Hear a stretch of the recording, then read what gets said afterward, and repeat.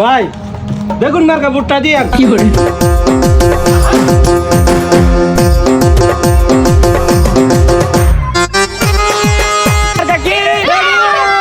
বড় ভাইয়ের মার্কা বেগুন।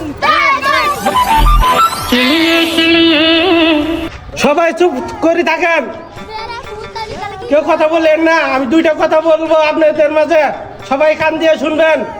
আমি লাইন দিয়ে হেঁটে গিয়ে ঢাকার গুলিস্তানে চিপাই চাপাই যে ঢাকা সদরঘাট থেকে আমি বেগুন মার্কা প্রতীক নিয়ে জামালপুর 2 ইসলামপুর আসনে আমি বেগুন মার্কা প্রতীক নিয়ে আপনাদের মাঝে এসেছি।